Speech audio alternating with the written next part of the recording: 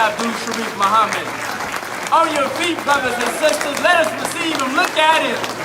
Look at him. Got the white suit, ready to represent the man of God in our midst. The Honorable Minister Louis Farrakhan. Assalamu alaikum. Assalamu alaikum. Takbir. Takbir. Takbir. And to all of our guests, that does not mean blow up a bus.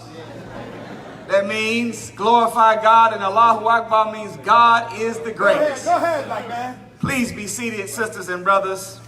In the most holy name of Allah, the Beneficent, the Merciful, I bear witness that there is no God but Allah, who intervened in our affairs in the person of a well-made man named Master Farrakhan Muhammad. Come on, brother Ben. We forever thank this one wise, true, and living God for not only coming among us, but for searching in the midst of us and finding one that was constitutionally fit to receive the supreme wisdom, final wisdom that will be necessary to bring about the hereafter in the world that we live in, that is a current hell.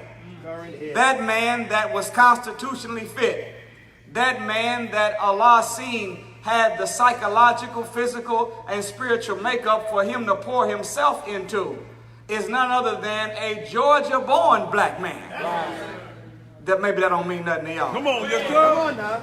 A Georgia-born black man. Yes sir. By the name of the most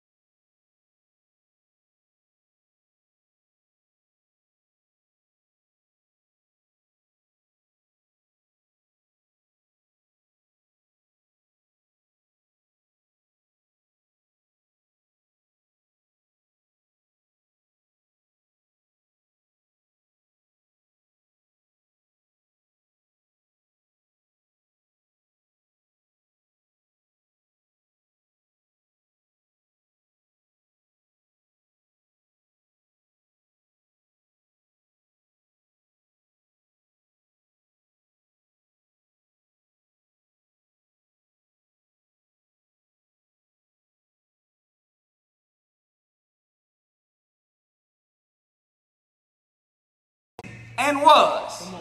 We are talking about our chief representative, God's anointed servant in this day and time, the Honorable Minister Louis Farrakhan. All praises are due to Allah. Ramadan Mubarak. Before I began, the Honorable Minister Louis Farrakhan just yesterday successfully celebrated his 86th birth anniversary. And I'm pleased to announce to our southern regional headquarters of our Nation of Islam, to Black Atlanta, and to the thousands that are viewing us Facebook Live, Farrakhan is not in a nursing home. Farrakhan is not in hospice care. Farrakhan is not in a wheelchair. Farrakhan is not walking on a walker. Farrakhan is not leaning on a cane. But as of today, Farrakhan is in good health and good spirit, prepared to finish this last leg of the battle to destroy Satan from the face of the planet Earth. We thank Allah for the Honorable Minister Louis Farrakhan. He extends his love and greetings of Assalamu alaikum. We will do just that, and for anybody looking around at us wanting to know what's wrong with us for doing what we just did, no, ain't nothing wrong with us for doing what we just did, but it is something wrong with you if you had a problem with it. Because last I checked, right here in Atlanta, Georgia, when one of these corrupt congressmen walk out on the floor, or one of these snake-defied senators, or hell, the president of the school board walk out, first thing the bailiff says is, all rise. And then they got the nerve to call the congressman, the councilman, or the judge the honorable. Well, Farrakhan more honorable than any judge, any council member, any senator, any congress member, any city council rep, any school board president. He's more honorable than anybody on the planet. So if you're going to stand for him, And let them call him the honorable anytime we send the greetings of Assalamu alaikum from this beautiful man. We should stand to our feet, put our shoulders back, speak with the loudest voice we can, with the biggest smile we can put on our face. Please return that greeting of peace of God, blessings from God to that beautiful man, the Honorable Minister Louis Farrakhan. Is that right? I'm so excited to be here to share the program with what Allah has blessed us with as a great, great gift, and in my humble opinion, a precious jewel in the crown of the Messiah. I'm speaking of our brother, your brother, and our minister here, Minister Abdul Sharif Muhammad, one of the greatest soldiers that the Nation of Islam has ever produced. We love you, Brother Sharif. We love you, Sister Sharifa. We love you, family of Muhammad. We thank Allah for your sacrifice, for your soldiering, and for your commitment to the Honorable Minister Louis Farrakhan. That's right. I just had to say that because sometimes familiarity breeds contempt.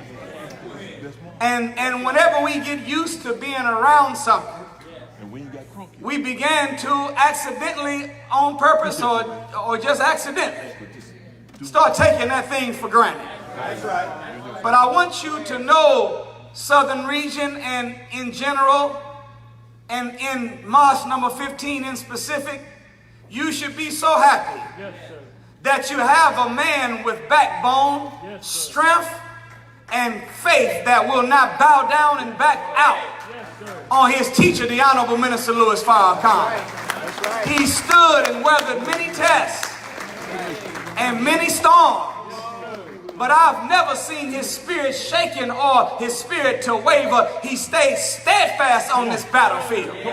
Thank you, Student Minister Abdul Sharif Muhammad. May Allah continue to bless you, and may He establish a sacred hedge around you and your family. Today, sisters and brothers, is what the white man calls Mother's Day. I would say Happy Mother's Day.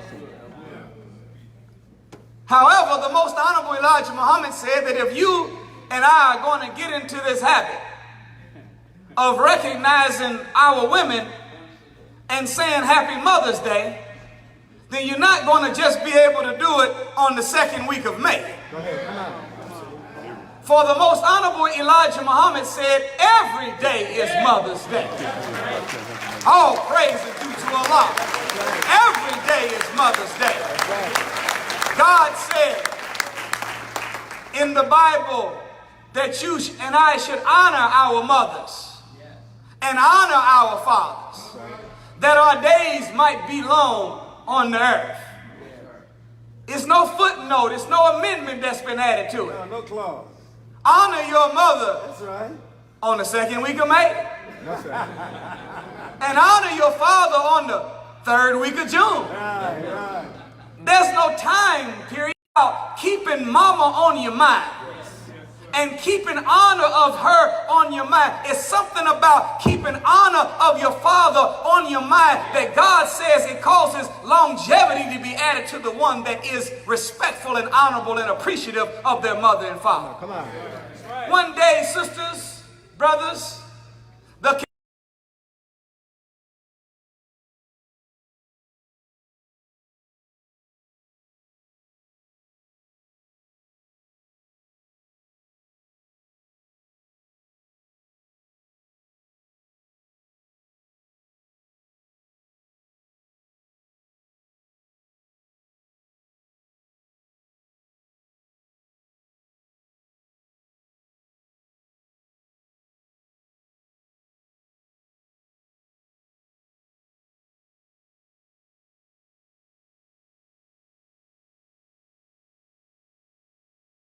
we honor most dear prophet. Prophet Muhammad said, your mother again. Right. Still not satisfied. There must be some Negro companions. Because you know what a Negro no don't mean no. No, you got to prove it. So they came back and you know they say the third time's a charm. They said, okay, dear prophet, after Allah, the messenger, and our mothers, who then should we honor most? He said, then your mother again. Hey. Beautiful. And the companions asked one more time. And he said, after Allah, the messenger, your mother, my mother, and my mother again. Who then should we honor? He said, then your father. Wow. Now for the record, sons and daughters, this does not mean that there should be 3/4 honor given to the woman and only 1/4 given to the man as a father. This means that the man should receive as a father full honor from his children. But when it comes to the distribution of honor to mother, she's worthy of 3 times the amount of honor that you showed your father. Oh, praise to Allah. In another conversation with Prophet Muhammad, the companions were asking him who among us is considered best in Allah's sight. And I imagine they thought that he was going to say the one who's said their 5 daily prayers the most consistent, or the one that has given in charity, or the one that has made their pilgrimage, or the one that fasts, especially in the holy month of Ramadan, the one engaged in jihad, the one that confesses belief in Allah and the messenger and proves it with his actions. Even though those things are true, Prophet Muhammad, whenever he answered the question, who among us is best? And Prophet Muhammad said, the best among you is he who is kindest to his wife and to his mother. Come on now. You didn't hear what I just said. Come on. Quiet. The honor of wife and the honor of mother. Why not just mother? Why you add wife to the equation? Come on, brother minister. If all we are honoring is our mothers, the mother is without question the vehicle, the instrument, the laboratory, the facility, the place that God used to bring us into existence. That's right. So without our mother in our past, we wouldn't be men in the present. That's right. Come on now. That's right. That's right. That's right. Y'all don't have to clap for it, don't worry. I agree with it. Yes, sir. God bears witness. However, while mother is the woman in the past that brought us into the present, our wives are our women in the present that will take us into the future. So when honor is to be given, we can't salute mama and forget wife. Go ahead now, make it plain. We can't honor wife and forget mother. Go ahead now. No, the real celebration of Mother's Day is not the second week of May, honoring the one that brought us into the world. The real celebration of Mother's Day is honoring our wives and honoring our mothers every day of our existence. Oh, praise the due to Allah. Go ahead. Well, Go ahead, brother Nuri. Bring it. Go ahead, teach her. since they called it Mother's Day, we have taken up a subject that is titled The True History of the Black Woman. You know, like I know, that there are many myths and misconceptions that are in the atmosphere on how, where, when, and why women were brought into existence. And there are certain lies about the origin of woman that have been recycled now for nearly 6,000 years. Do you know that if you repeat a lie long enough, it becomes the truth? Right. Go ahead. Come on now. Not that the lie actually is the truth, but repetition is the mother of learning. And if repetition is the mother of learning, that makes it the father of action. All right. And if repetition is the mother of learning and the father of action, that makes repetition the architect of the future that we live in. So whenever a lie has been told, even though the lie may not be the truth, if it has been repeated long enough, by what they call in psychology, the mob psychology, which says that people don't generally think, eat, wear, or do what is right, or even think, eat, do, or wear what is wrong. They eat, drink, do, and think that which is popular. Come on. And don't nobody follow a trend like black people do. Right. Come on. What you talking about? Right. Am I telling the truth? Yes, sir. If you in the mall and somebody, if you see a group of people running, you don't investigate. No, sir. The running challenge. Marathon. When we start running, we might ask questions while we're running with the group. And while we're running with a whole group of people, hey, what's happening back here? And you'll look at you and say, I don't know. I just start running because we do what's popular. So, the Honorable Minister Louis Farrakhan teaches us in a monumental course of study that is designed to help us to go inside of self and circumcise Satan from within, called the Self-Improvement Study Course. He says that whenever an idea is represented to the people, and that group of people believe that the idea came from God, then their mind says to them that even if I'm thinking different, I have to readjust my thinking to the way God said it was, even if the word that is coming is somebody else talking in the name of God. Come on, man. He says, so the most dangerous thing that you could ever do is you can integrate lies into the sphere of religion. Bring it on, He said this in the study guide. He said, because beliefs harden into law. They're hardened. Right. Come on now. And laws don't get broken. Laws break people. Oh, I got 3 people that agree. Come on. Okay, let's see. Got you. Say it again. Say it again. Do we have the other mic?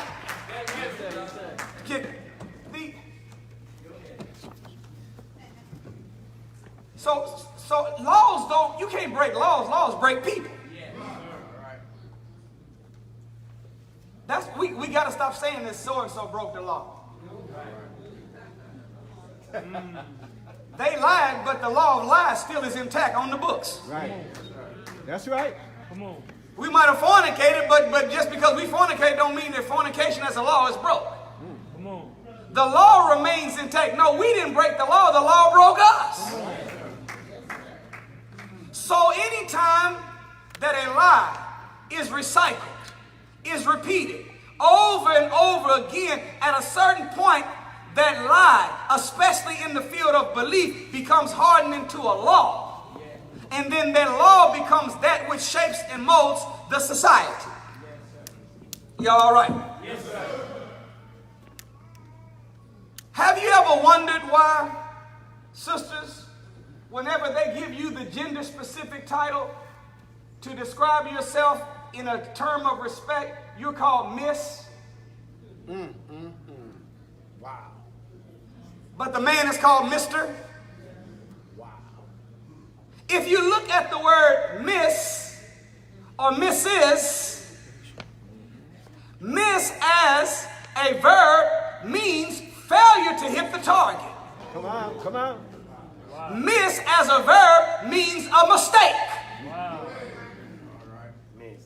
I missed. So whenever the world calls a woman that is married Mrs. or a woman that is single miss. What we're saying is that it comes from the psychology that if a woman is here, that's a mistake. Wow. And this philosophy found in the English language is born out of a recycled lie about the origin of where a woman came from. We were taught that Adam was asleep in the garden. And while Adam was asleep, God came and snatched one of his ribs out. Snatched it.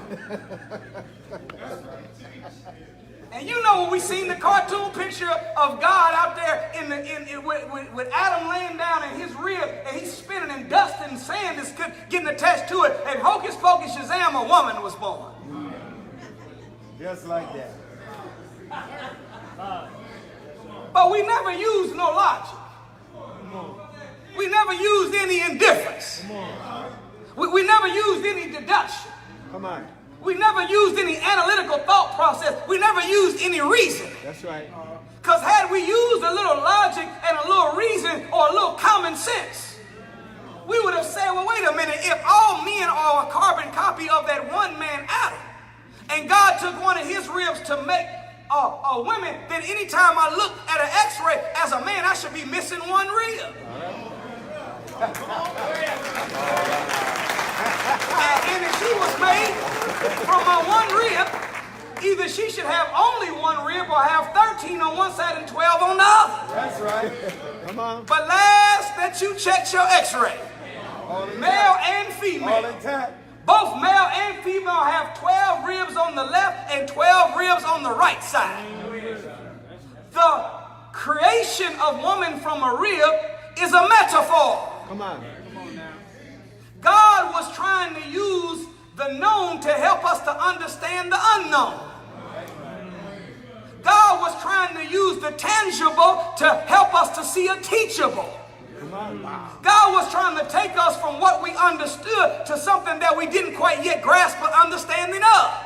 That's what metaphors and parables and similes are for. That's right. So when God said that woman was created from the rib of man, he was more interested in us studying the placement and purpose of a rib. Come on. Right. Come on. That's right.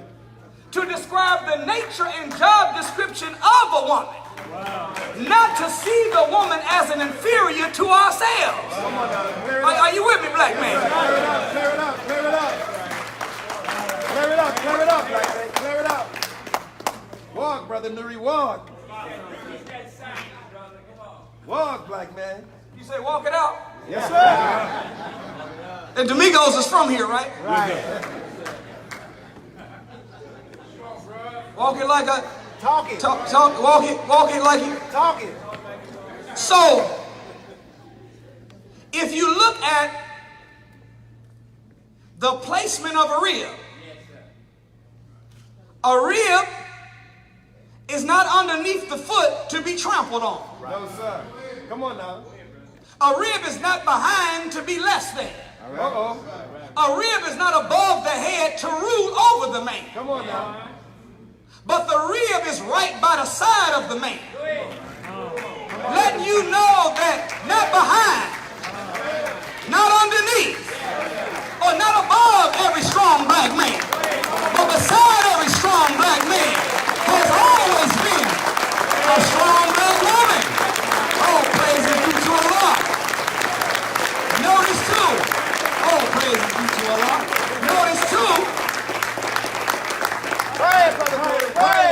That the rib is a protector of the lungs and the heart of the body. Vital organs. The lung is where inspiration comes in. That's right.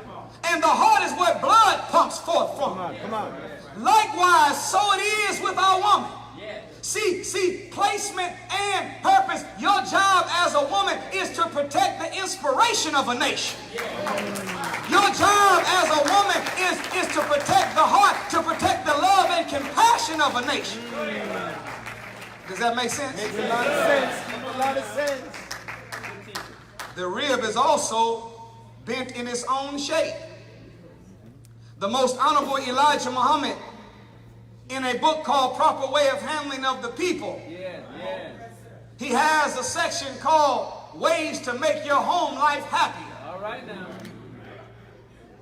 You see, you wish I would have did that lecture. Don't worry about it. I got some tapes in the back. I got some tapes. Right. But in the 10 points, one of them was don't nag. Naggity nag. Security. Don't criticize. Naggity nag. But look at this one. Don't try to make your partner over. Uh-oh. Come on now. Come on now. Come on now. Big. See, as a man, you cannot try to make your woman into what you want her to be. Right. The Holy Quran says that the male is not like the female. And the female is not like the male. We are two twin halves of a single essence. Allah says, keep your duty to your Lord, by whom He created you from one single being, and your mate from the same kind. We come from the same essence. We're made up of the same ingredients. But the distribution of those ingredients or those spiritual chemicals are different female to the male. That's why in Ephesians 5:33, when a man is given a gender-specific command on how he can get the best out of his woman, he's told, husbands, love your wives as you love yourself. But sisters, whenever the command is given to you to get the best out of your man, he didn't say love your husband. He said, and respect your husband. Two different functions. Different psyche, different psyche. Two different natures from one nature. Okay, I got it. Everybody didn't agree with you. Come on, brother minister. Come on. Okay, all right. Go ahead. When you're talking about your husband or your wife to somebody else and you don't say their name, have you ever heard somebody say my other half? Yes, sir. Yes, sir. And when you're trying to win some brownie points and you know she might overhear you talking about her, you say my better half? Yeah. Brownie points. Brownie.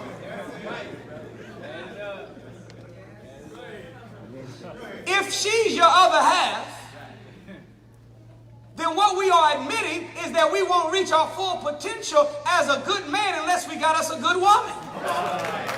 If he's your other half, what you're saying is that I won't reach my full potential and be the best me unless I get me another me that is the male masculine expression. So even though we are coming from the same single essence and the same single being, which is God Himself, man is created with the same ingredients as woman, but he's rational / emotional. Y'all all right? Yes, sir. And the female is emotional / rational. Listen. Do y'all remember whenever you was multiplying fractions back in the day? You remember that if the numerator in this fraction was the same as the denominator in that fraction, you could cross the 2 out and put a 1 in its place. But well, wait a minute. If man is rational over emotional and woman is emotional over rational, the R in the denominator of the man crosses out the denominator of R in the woman. And the E that's in the denominator of the man crosses out the E that's in the numerator of the woman. And if you replace each one of them when you cross it out with the number 1, then it equals 1 over 1. And 1 over 1 means 1, saying we are whole when we are working together in harmony with one another as good husbands and good wives of one another. All praise is due to Allah. All praise is due to Allah. Y'all all right? God Almighty. God Almighty. Break that bean. So, Break it down. in the footnote, brothers, notice that the rib is right under your arm, letting us know that all women have to be an object of our protection. Go ahead. That's right.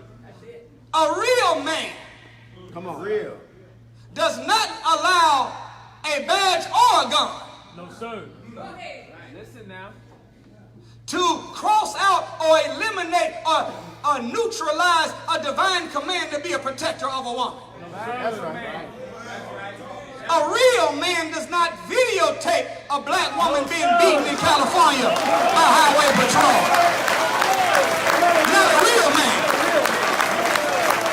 A real man. A real man doesn't have that. A real man doesn't have that phone out,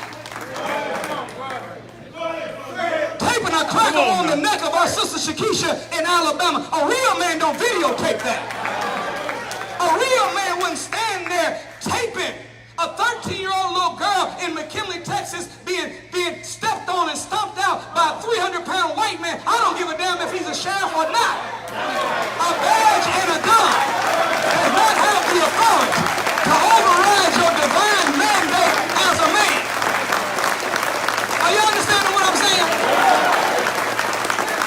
And the reason why, Go ahead, brother. the reason why I'm angling so much on teaching on the value of the woman, and I'm looking more at men than I am at women, is because the only way you can actually properly protect something is you got to know how valuable the thing is that you are protecting. And if you don't know its value,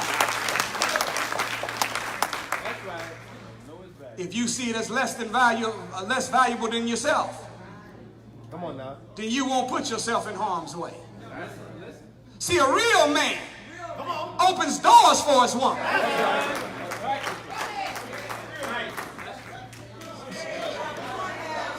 Sisters, now if I say something that y'all been wanting to say, but you know as you said it, it might have created a little controversy in your house.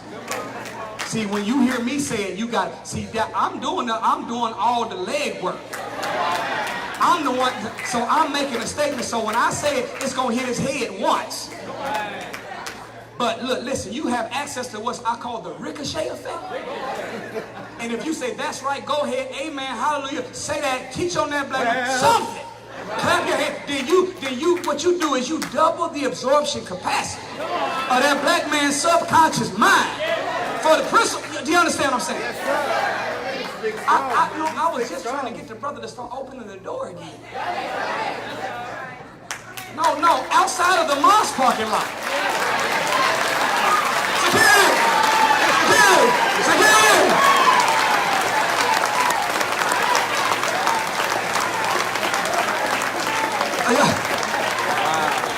See,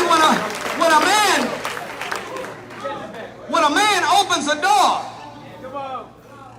the statement that he's making is that beautiful. You're so valuable to me, I don't even want you to have to put in the work to pull the handle. Come on now. But anybody that knows anything about security knows that when your principal is inside of an automobile, Come on now. there's always got to be a soldier on post. That's right. With their hand on the top of that door, That's right. prepared to catch any bullet come from anywhere. That's right. And holding that door, because I ain't letting nobody in that ain't supposed to be in. That's the way you gotta see your woman. Right. You gotta treat her like your principal and make sure she's locked down and secure. Oh, praise and due to the Lord. When a man is a protector, he walks on the outside where the traffic is coming. Come on with the teachers, brother minister. Come on. Even if it's just a parking lot, if cars are moving about, honey, you step inside. Yeah. Teacher training. What am I saying? I'm saying that I'm willing Yeah. to put myself in harm's way to protect you. That's right.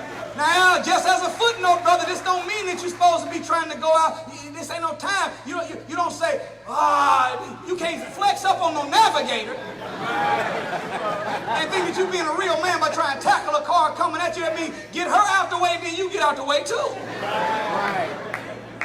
But a protector or security is always observing everything in the environment to see what might harm my principle.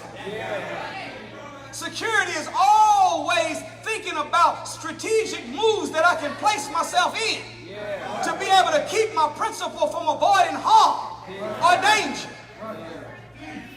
When you own security, you're willing to fight anybody that invades. That's right. You're willing to kill anybody that invades. That's right. And when you're on security, you're even willing to die for that which you protect. That's right. But as a man,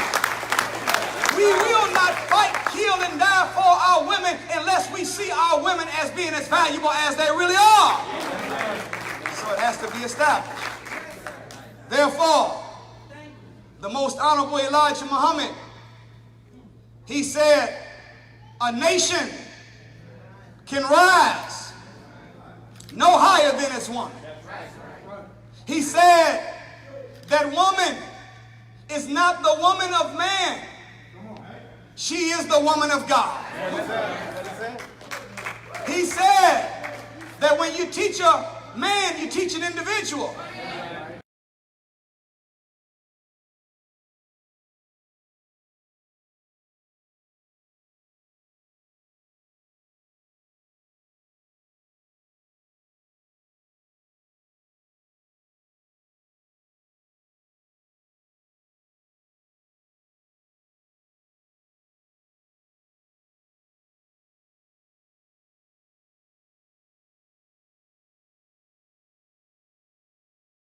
As an eagle, if you attack all women, we would do everything in our power to kill you about this black woman.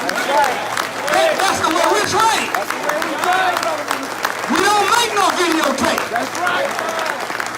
And if we do make a tape, we're going to put that thing in selfie mode and say, look, hey, look, Assalamu alaikum, this is a message I want to send to you, my mother, my wife, and my children. Look, this might be the last time you ever see your father, your husband, or your daddy, but I'll be damned if I'm going to let this cracker get away with what he's getting away with. And you get in where you fit in. And handle the business as a man, as a protector of your woman. That's what men do. That's what men do.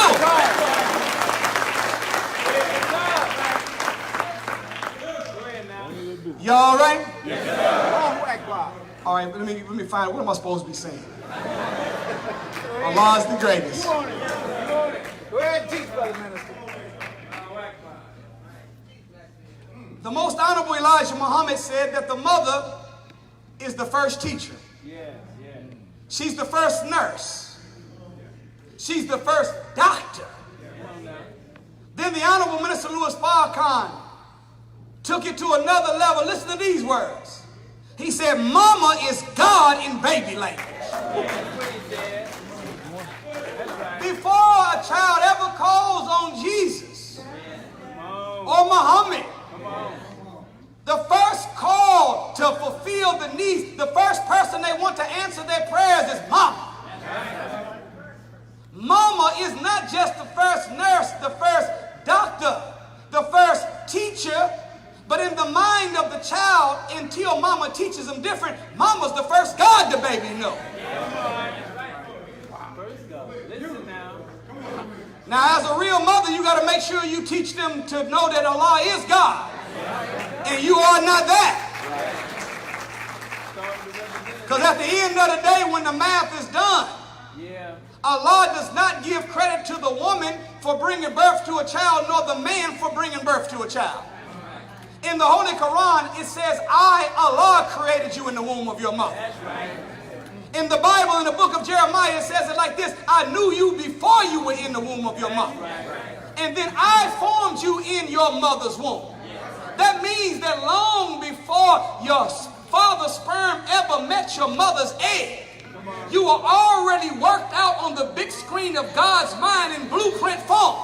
He used your father's seed. He used your mother's womb as an environment to grow that seed, but Allah is the one that brought us into existence.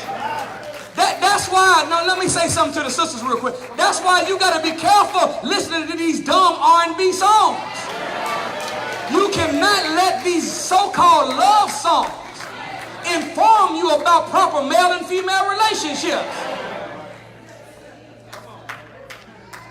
I can't live without you. I can't sleep without you. I can't breathe without you. Don't want to go on without you. What am I going to do without you, baby? You're going to do the same thing you was doing before you met that man. No, the only one that you can't do without, breathe without, sleep without, do without is Almighty God, Allah Himself. In fact, all praise is due to Him, and that's for us too.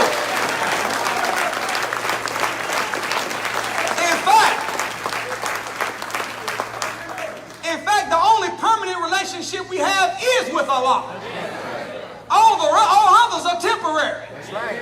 There's going to be a time that you're going to be without your husband, or your husband's going to be without you. There's going to be a time you're going to be without your mother, or your mother's going to be without you. There's going to be a time we're going to be without our sons and daughters, or our sons and daughters are going to be without us. Every relationship we have with one to another is all temporary. But if Allah said, I knew you before you were in your mother's womb, and I formed you in your mother's womb, before you ever were, Allah already had a relationship with you. He had a known relationship with us when we were an unknown to the world. Then he said, I formed you in your mother's womb, and I created you. So we were with God in a relationship before the sperm met the egg. We were with God for 9 months in the laboratory of God called a mother's womb, bringing us into existence. Then we live this thing called life. And whenever one passes, we say that from Allah they came, and to Allah they have returned. So if we were with Allah in the beginning when we were nothing, and even when we leave, we go back to Allah, the only permanent relationship we have is with Him. Therefore, when it comes time for energy distribution, you got to put more time into getting the love of the God. Are y'all still all right? Can I read something to y'all real quick? This is on the subject and off the subject at the same time. But I snuck up on something accidentally on purpose. Yes, sir. Yes, sir. Yes, sir. In Friday's reading, and this is the Nuri translation. Yes, sir. Did you know that Nuri was a woman? Her name was Alama Nuri. Oh man, that's beautiful. It is. She's so cold of a translator. I don't know, maybe that's not a good word to say. Y'all understand what I'm saying? Midwest. It's something about when a woman brings the natural attributes of Allah that she manifests naturally to the equation of the Word of God. Patience, mercy, long suffering, compassion, nurturer.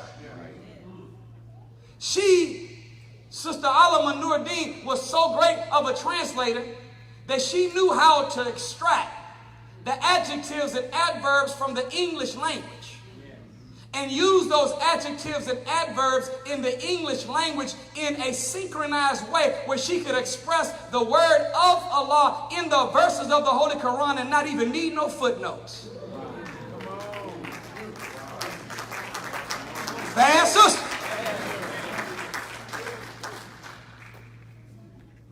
All right, the security, y'all ready? Y'all watch the brothers on this one, okay? All right, come over here, y'all. On Friday, Surah 534 or 434. Listen to what it says about men.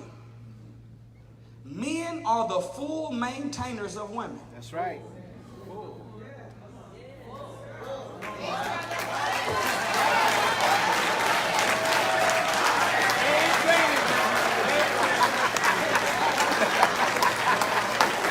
Just forget it. Right. Just forget it. It's a meeting's over with. No, I already gave y'all a cue. Just forget it. I'm fasting right now. I'm up here sweating, tired as hell. I done threw y'all an alley-oop and y'all still...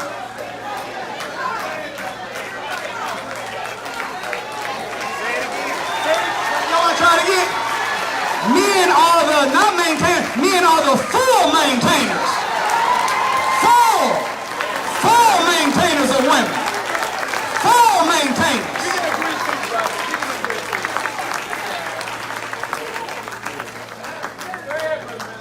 The Honorable Minister Louis Farrakhan, in a message he did to married couples called What Is Your Role?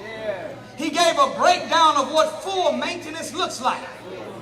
First thing he said maintenance is not something you do every now and then. Maintenance is something you do every day. Then he said that maintenance has multiple categories to be called full maintenance. He said the basic fundamental maintenance is called biological maintenance. That is when man becomes the protector of the woman. The basic form of protection of the woman is physical maintenance. Biological maintenance is whenever that man provides that woman with food, clothing, shelter, shoes, and gets her hair done. I didn't say it. No, bro. Y'all better clap. You see that, Buster? One brother in the back said, Ramadan Mubarak to you. Sick of this. That's what the minister said.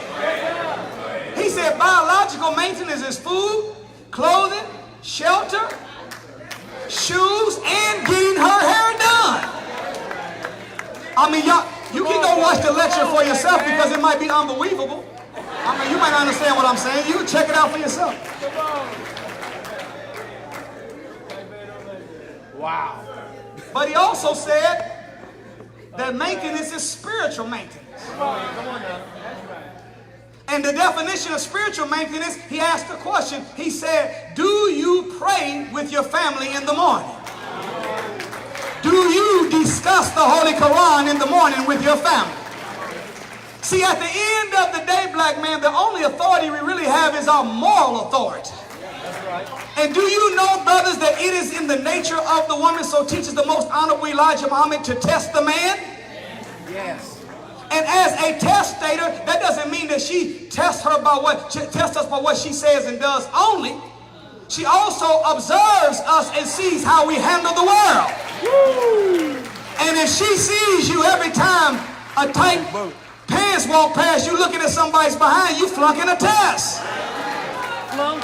If she sees your timeline and who you follow on social media and what you like and it's inappropriate, you're flunking a test. And guess what else? A woman's like to see how much you can do and how much you can take.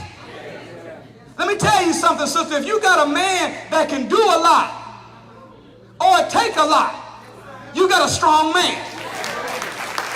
And if you got a man that can be doing a lot while they're taking a lot, you got a super strong man. And if you've got a man that can do a lot, take a lot while he's doing a lot, and still remain in a good spirit, you got an FOI for real. You got a man of God. That man should be honored. That man should be respected. That man should be cared for. That's right. Come on with them teachers, brother. Come on. So as a spiritual maintainer, That's right. as men, we cannot make virtue a feminine attribute. Right. Come on. That's right. Virtue is not feminine or masculine, it's godly. Right. That's right. That's right. You can't say the black man is God Right. and use money making as the only criterion to determine that. You can't say black man is God and use bench press as the only criterion to judging that. You can't say black man is God and use the ability to make decisions as the only way of measuring that. Right. If God is good all the time, then righteousness is being a God. Virtue is being a God. Being principled is being a God. Being moral is being a God. So a man has to have in his mind that I'm fighting to make sure that I am the most righteous figure inside this house. I gotta have my moral authority. And can I say something to you sisters? Men also test women. That's right. Let me read this next verse after that. Here's the sisters. It says, so virtuous women are those who are obedient to Allah and guard their own chastity, as well as the rights and secrets of their husbands in their absence. Did y'all hear me? You're not a good woman talking about your husband behind his back. If you got a relationship with another sister, and that relationship is based on how you all can talk about each other or talk about somebody else or talk about each other, your own husband, and they won't tell on you, you won't tell on them, you got a fake friendship. Go ahead, Blackie. Bust it up, bust it up. Come on with the teeth. A real woman does not expose the business of her husband. How are you going to badmouth the man you chose to be with? How are you going to dog the man you're married to? But even deeper than that, it says that the virtuous woman are those who are obedient to Allah and guard their own chastity. Sisters, if the reason you wear your headpiece is because your man might see you, I don't feel like hearing this mouth, then you're not yet virtuous woman. If the reason you come to the mosque is because my husband gonna be talking about, then you're not yet a virtuous woman. So a man is also observant. He wants to know, does my woman cover her hair because she wants to please Allah? Is my woman in the ranks because she wants to please Allah? Does she have a relationship with Allah? See, a real man want to know that if I die out here on this battlefield, that I can die with a smile on my face. Because I know my children are going to be okay, because my wife is going to lead them in the way of righteousness. Only a virtuous woman can do that. All praise to Jesus. That's right, brother minister. Go ahead, black man. Go ahead. Y'all all right? Yes, sir. Full maintenance. Full. The Honorable Minister Louis Farrakhan said it's not just biological and physical. It's not just spiritual, but there also has to be mental maintenance. That's right. God Almighty. Mental maintenance deals with, on one level, the maintaining of the emotions of your woman. Yep. The language of a female is security. That's right. The language of a man is honor. All day. I shouldn't have told y'all that. Come on, brother minister. Use your powers for good. Right. That's right. That's right. Come on. Have you ever wondered why when you're in the mall, you can see brothers, one of the prettiest sisters you ever seen and one of the ugliest brothers you ever seen? And in your mind, you're like, man, what is he doing? What is going on? Security. I guarantee you that he's providing financial security and emotional security by being a good listener to what his, okay. Guaranteed. Guaranteed. The primary strategy of a woman that takes another woman's man, she compliments the man away from the woman. Because unfortunately, we forget that it is written in the 3rd chapter of the Gospel of Big Mama, 4th verse. Well, no, Big Mama she got a gospel. She sure do. And some of the stuff Big Mama said just as true as Bible and Quran. Sure is. Birds of a feather? Flock together. That ain't in the Bible, that's Big Mama. You lie down with dogs, you gonna get up with? Please. That's not in the Quran, that's Big Mama's gospel. That's right. A family that prays together? Stays together. That's nowhere in the scripture, that's Big Mama talking. Right. Why would he buy the cow when he can? Have the milk. That's Big Mama, that wasn't a prophet. She seen us whenever we was messing with 2 mean girls. She said, let me tell you something, little boy. A woman will either make you or break. That's Big Mama. God helps those who Help themselves. we heard it so much we thought it was in the Bible. That's Big Mama that said that. Are y'all all right? Big mama. Now I forgot my original Big Mama statement. What was I saying?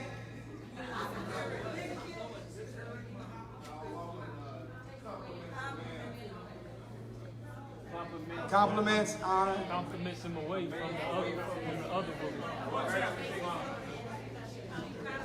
Compliments. Okay, all right. I sure don't remember.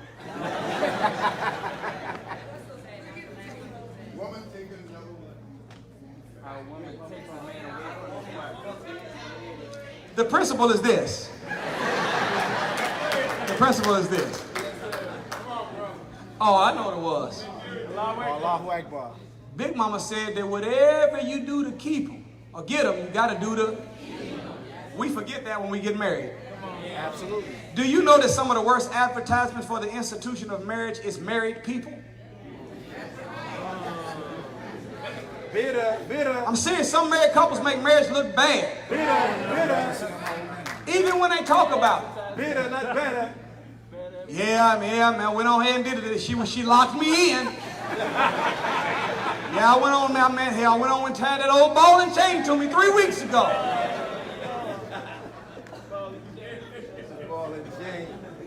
You go to a restaurant, you see a couple giggling and laughing and sharing each other's appetizer and having fun, and you go just do your own non-scientific poll. Ask them, excuse me, I don't mean to. Are you married? No, we're not. Then I want you to look across the room and find a couple that's mean mugging, facing the plate, scooping up the food, eating somebody else's stuff, playing on the phone, never looking at each other, never smile, never let. Excuse me, sir, I don't mean to, ma'am. I don't want to invade, but I had a question. Are you all married? 20-something years. 20-something years. Like he in an affliction. Let me tell you something about marriage. If you're not having fun, you're doing it wrong. If you're not having fun, you're doing it wrong. The longevity ingredient for relationships is friendship. If you want to have a happy marriage, you can't just love your husband or love your wife. You got to like one another. You got to enjoy one another's company. That's how you make it last. Forever. Keith Sweat. That's what Keith Sweat said. Y'all all right? Yes. So, all right, let me get back to the point. Y'all still okay? Yes, sir.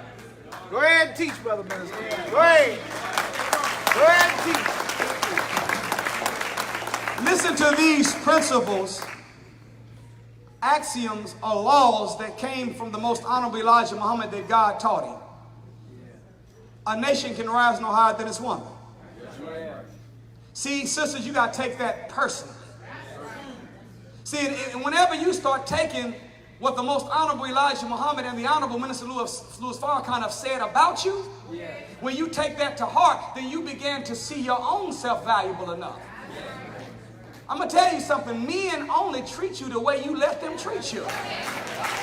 You have to teach men how to honor and respect you. Did you hear me? Teach them. A sister on Instagram, she made a post the other day, and she said that I don't know what, I'm about sick of all these ends, all in my DM trying to holler at me, talking to me, in such a disrespectful way. So I was concerned. I said, I got to find out what's going on. Why are they doing this sister like this? Lo and behold. Went to her timeline. Booty shot, twerk video. I said, look, what's going on? I said, sister, cheap prices attract customers.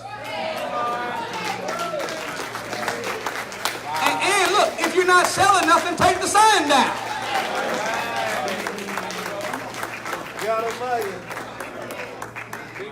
She said, but you don't understand. You understand that if we don't show something, we ain't gonna have nobody. I said, sister, that's not the truth. I said, let me say something to you. You don't attract what you want. You attract what you are. So stop focusing on trying to lure a mate to you and focus on being the kind of companion that would be next to the ideal mate you're looking for. And watch God send you the one for you. And I said, sister, and for the rest of the brothers, that's all they want to talk to you, and that's all they want to do is compliment and holler at you whenever you naked. I said, look, sister, if all that man wants from you is breasts, legs, and thighs, send him to KFC. They got, okay, all right, I'm going to leave it alone.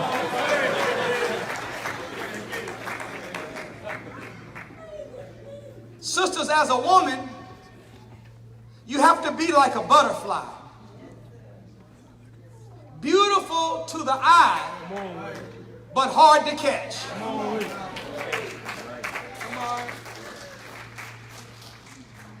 My daughter told me in school, they said that everybody said, man, you really playing, you be playing hard to get. I said, you go back and tell them that you ain't playing. You serious, you all hard to get. Y'all still all right? Yes, sir. When you know your value, you'll stop giving men discounts. When you know your value, you won't settle for being abused. If a man beats you, he does not love you. Did you hear me? Yes, sir. No man should ever raise his hand to a woman.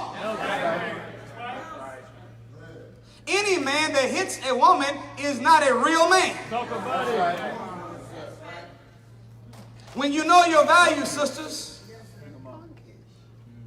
Okay, security, I'm going to need y'all to guard me real quick. Y'all ready? Yes, sir. When you know your value, sisters, you will not settle for being a side piece of no man. Whoa. Did you hear me? I said, sisters, when you know your value, you will not settle for being a side piece of no man.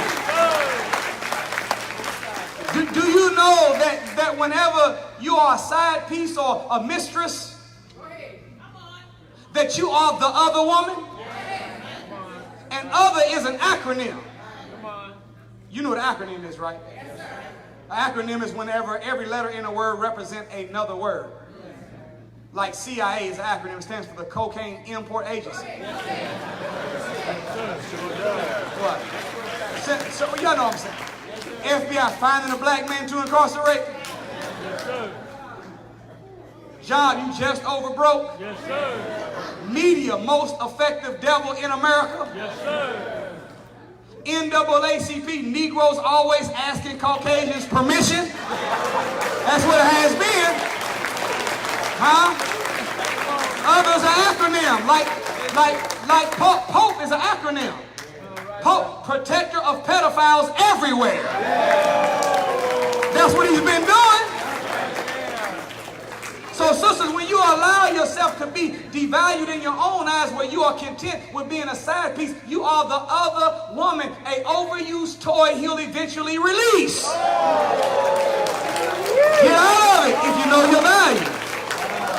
Are you all right? We gonna close out. We gonna close out. We gonna close out.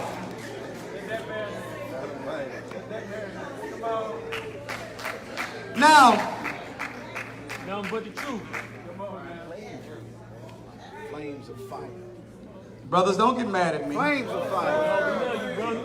Flames.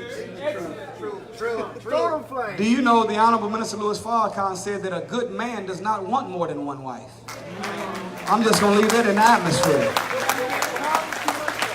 A good man does not want. Yes, sir. Another lecture for another time.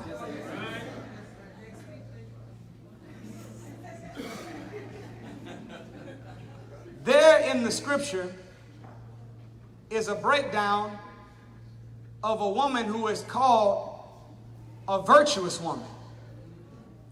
And in this description of the virtuous woman, there are 10 traits of God that describe what an ideal woman looks like. Sisters, y'all ready? Yes, sir. Brothers? Yes, sir. See, and let me say this, brothers. Go ahead. Whenever it comes to mate selection, you have to have on the lenses of God when you're looking for a woman. Likewise, sister, you have to have on the lenses of God when you're looking for a man. Because right now, most men looking through human lenses. When they pick a woman, they're looking for a personal chef, a maid, and a pleasure box. And most women looking through human lenses, not divine, are looking for a man that is going to be a human ATM machine, a personal bodyguard, and a handyman. Long as you got that, you all right. Not according to God. In Proverbs 31, there's a description of 10 traits of what an ideal woman looks like. Oh man, I got 12 minutes. Can I share something? Because they never take on the beginning of this Proverbs 31. They just talk about the other part. But there's something in this Proverbs 31 that teaches young boys how to keep their God power all the way up into their adulthood and not become a victim of the world. In fact, there is a formula in the first 4 verses of Proverbs 31 on how a single mother can still make her son into a king and a ruler and a shot caller and a boss. Y'all want to hear it real quick? It says this. The words of Lemuel, king of Massa, which his mother taught him. Did y'all hear that? His who? Mother. This is the mother talking. What, my son? What son of my womb? What shall I advise you? In other words, she's contemplating on how can I give my boy a recipe for life that guarantees he becomes the best he can be. Come on. She says, son of my vows and dedication to God. See, that's the first law as a mother. You've got to realize that as a parent, that these are God's children. We are given management over their life, but they are really the children of God. And our children should not be devoted to the fulfillment of a family business or the last name legacy. Our children should be dedicated to the establishment of the kingdom of God and the destruction of Satan's world entirely. Right. Y'all right? Listen to her advice to her son. Come on. I want you to be the best. Son, give not your strength to loose women. She's telling her son that if you as a man start getting involved in relationships with loose women, you're going to lose your power. A woman will make you or break you. So number one, stay away from any little girl that's fast. Because if you are attracted to a fast or a loose girl, the relationship is going to short circuit your mental, emotional, and physical power. It's going to disturb your mind, and you may not shake it. So leave loose women alone. Nor your ways to those who and that which ruin kings. In other words, son, be careful with the kind of people you hang around. Paul said that a mirror reflects a man's face. But who a person really is determined by the kind of friends that they choose. That's right. You can't tell me you are different than everybody you are around. No way. No way. It might start like that. But if you are around somebody and they have not become like you, it's only a matter of time before you become like them. That's right. So your law has to be, if you meet people that have a good personality but are not necessarily on the same frequency that you're on, interact with them and try to change the people that are around you. But if you can't change the people that are around you, you got to change the people that are around you. That's right. Make sense? Makes sense. A lot of sense. Then she said to her son, it is not for kings. It is not for kings, O Lemuel. It is not for kings to drink wine, pop mollies, smoke weed. What?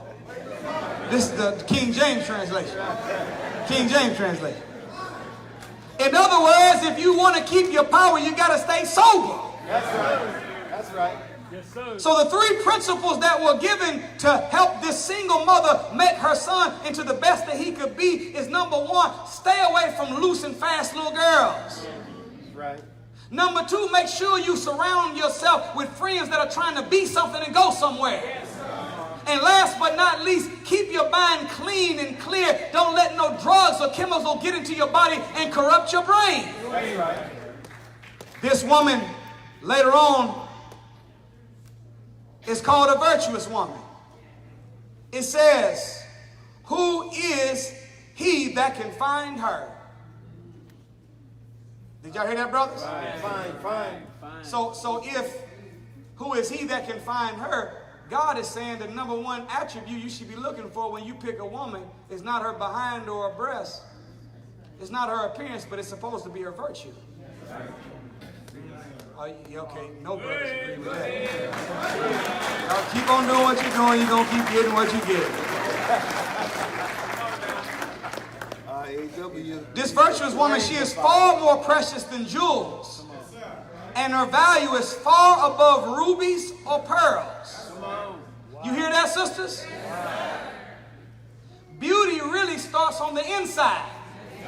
This is what Allah is saying. And then it emanates from the outside. That's right. What is the value? What makes this woman so beautiful, so virtuous, such the ideal woman? Number one, she is a woman of virtue. Come on. She maintains her righteousness for the pleasure of God. She's not a man pleaser. She's moral, she's righteous, she's upright. She's dignified because that's the right way to be. Number two, she's called a capable and intelligent woman. Got her money. A dumb woman is not attractive to a man. No, sir. Okay, let me talk to the brothers real quick. Yes, sir. I'm going to show you an example. Brothers, just be honest with me and show me by your witness bearing if this is true. Have you ever seen somebody from a distance that looked really, really pretty to the eye? And then when you got up on her and started talking to her, she was dumb as a box of rocks? No. Watch this. Just show me. Just bear witness if I'm telling the truth. Go ahead, Michael.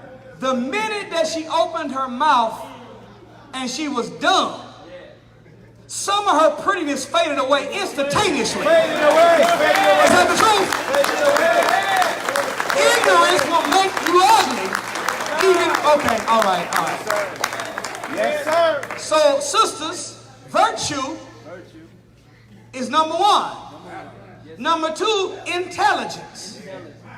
It says this. Number three, her husband trusts in her confidently, and he believes in her confidently. In other words, he knows that his woman is what she is, whether he's in her life or not.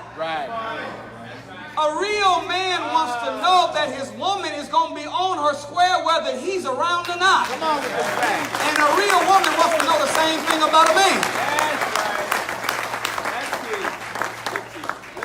Number four, she comforts and encourages her husband. Uh-oh. Yes. Biggie, that's a biggie. Did y'all hear me? Yes, sir. Huge. Go ahead. Whatever you did to get a thing, Right. you got to keep doing and keep it. Compliment that man. That's right. Honor that man. Even if he's just making real small progress. Right. Your husband, over the course of your 20 years of marriage, has been gaining 3 pounds a year for 20 years. He's 60 pounds overweight, and now he suffers from what is called the Dunlap disease, where his belly done lapped over his belt. And you've been seeing him eating vegetables. walking around the block with wristbands on, doing sit-ups with his feet all underneath the couch. He drinking smoothies and green stuff now, trying hard to lose weight, and he haven't made much progress, but you still got to encourage him. You got to let him know that, look, honey, you see, oh, baby, I see you now. I see you. How you coming on down? Just that profile. I can tell by the profile, it looked like you done lost 10 or 15 ounces. I mean, whatever you can say. Even if it's just ounces. That's right. Come on. But encourage that man. That's right. Come on now, lottery look. Number 5. She knows how to sew her own clothes. Come on with it. That class. Come on with it. Uh-oh. Quiet now. Did y'all hear that, sisters? You gotta stop wearing these clothes made by these freaks and cave dwellers from Paris. Freaks. They are making most of the clothes made by white designers are the uniform of a prostitute. That's right. With the tag on it. Am I saying something wrong? Go ahead, black man. No, a preacher told me that one of his congregants went to Vegas, a sister, and you know they say what goes on in Vegas stays in Vegas. And while she was in Vegas, she decided to start dressing real tight and immodest and just moving around and club to club. And she started having a conversation with her brother out on the street. And they stood out there laughing and talking and giggling and chopping up, had good energy between each other. They talked for over an hour. And at the end, right after about an hour had went past, the brother said this to her, says, let me ask you a question. How much is this going to cost me? And she was irate. Said, what are you think I ain't no prostitute. She said, man, this is harassment. I'm getting ready to tell the police right now. There's a police right over there. And he said, oh, hold on. How do you know he's a police? She said, because he got on the uniform. Question is, what uniform was she wearing? I'm just saying. No, when you make your clothes or buy your clothes, they should be modest clothes. Are y'all still all right? Yes, sir. They did a study in Princeton University. A woman named Jessica Ray. It's called The Evolution of the Swimsuit. They took men and showed them images of modestly dressed women and then images of women in bikinis. And when they showed the men the images of modestly dressed women, the activity in the medial prefrontal cortex of the brain, which is the area where the brain thinks about ideas, intentions, and thinks about people, was highly activated. When they asked them to write down what were some of the words that came to their mind when they seen these women, it was power. It was fight, push, drive, decency, morals, righteousness. Then they took the same men and put them under the brain scan, and as they showed the scantily dressed women, they noticed that the parts of the brains that lit up were the parts of the brain that normally lights up when a man sees a screwdriver, a drill, or a hammer, or a tool. Did you hear me? Yes, sir. So when the woman was dressed modestly, he seen a person. But when she was dressed immodest, the man sees a thing. You don't honor and respect tools. You use tools to get what you want. The hell with the tool. Sisters, y'all all right? Number 5. Is that where I'm at? Yes, 5, 6. She cooks food from far countries and she grows her own food.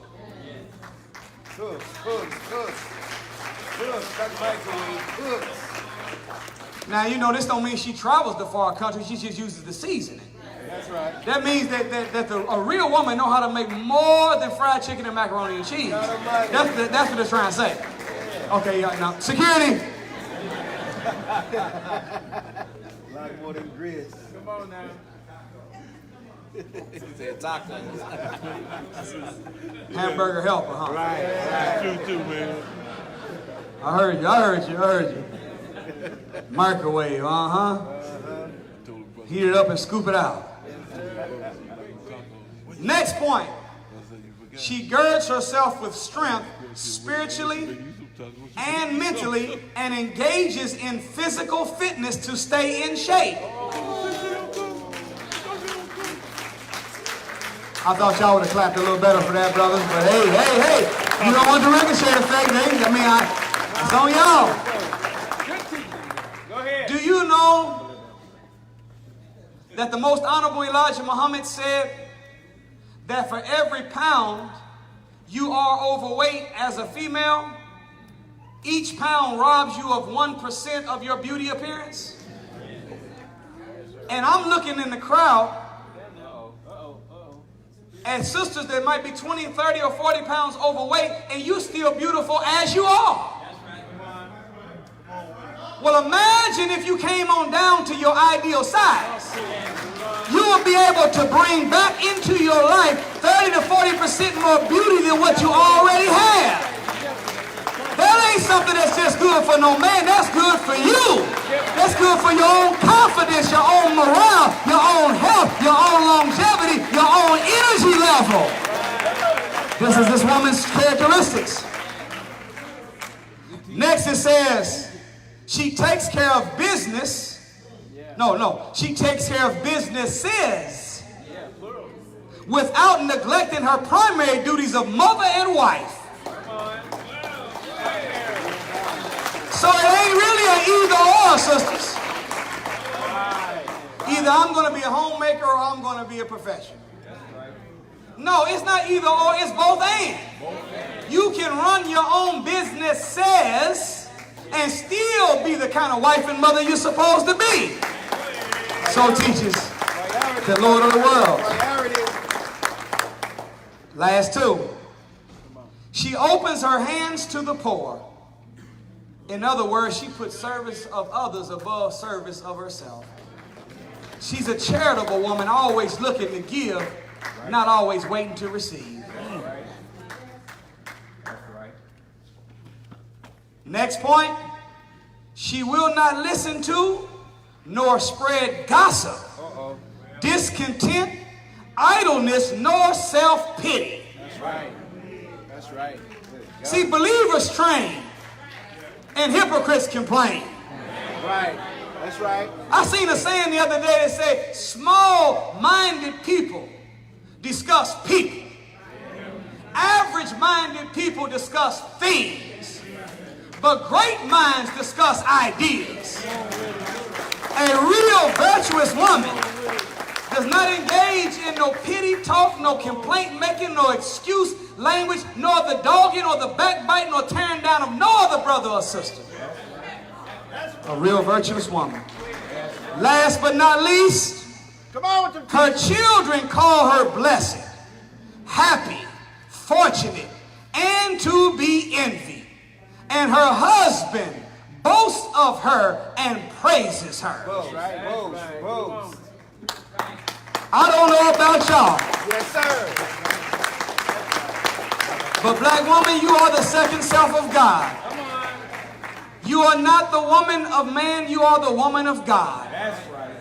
There is no such thing, so teaches the most honorable Elijah Muhammad, of a no good woman. Any no good woman was made that way by a no good man.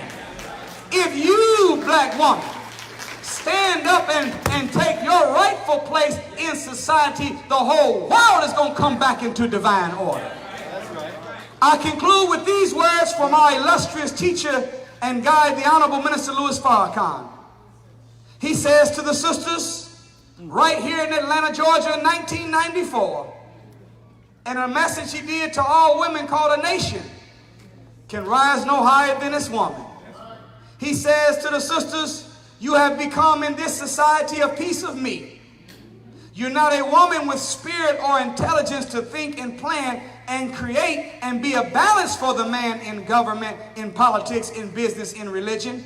You are kept out of everything, and by locking you out, man's own power has made him unbalanced.